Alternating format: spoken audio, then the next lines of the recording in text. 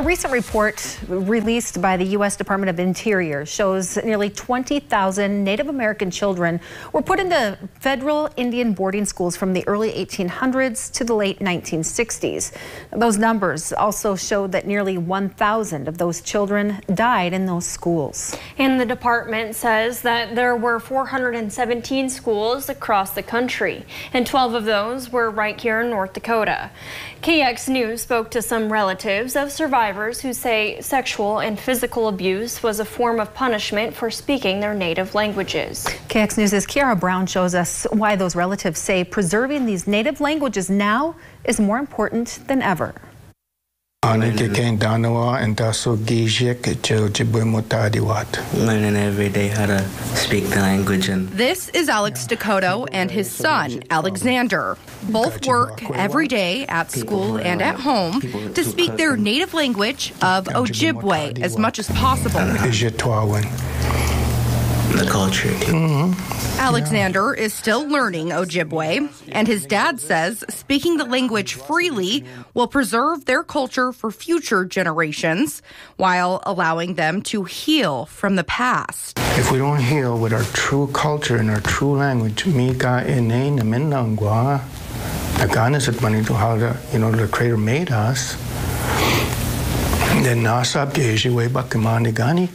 same will continue to happen. Alex's theory is if we teach the older kids, they'll teach the younger kids, and they'll be the models. So yes, the language is still there, and it is saving us in some ways or another. Menem is the first in her family who didn't go to a boarding school. She says her grandparents were forced to do so, which they say forced them into Christianity, speaking English, and erasing their native culture. Those beliefs were then passed on to her. Growing up, I was told it's not good. But, however, I've evolved into the person I am today, and I'm proud to say who I am today. And my grandparents weren't wrong, but they weren't right. They were, for lack of words, modified. You know, the objective of the boarding school was to kill the Indian to save the man. Her grandparents told her that the boarding school tried to take away Native identity by cutting their hair, banning communication, and even more drastic measures. Menem tells the story of her Cree friend's boarding school experience. She said, when I was kidnapped and taken to boarding school, or to residential school, in Canada, that's what they called them, she said, I was hungry, and I was thirsty, and I was cold, and I was scared. And the only way to communicate that was with my language. But I got beaten, and then I still didn't know how to communicate, but used my language, and then they stuck needles in my tongue. That the people, the indigenous who are learning their culture and language are healing.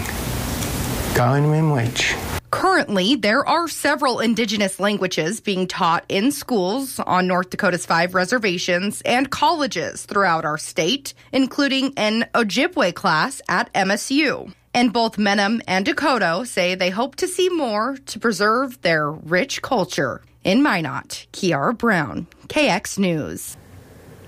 Now, since the Interior Department's findings into Native American boarding schools, the federal government has pledged to invest $23.3 billion back into indigenous communities. And that money will go toward programs like family reunification, language revitalization, and Indian education. It's just amazing, just the history there, you know, and that they keep that going in that language. It's amazing what they're doing. Yeah, it's good to hear that.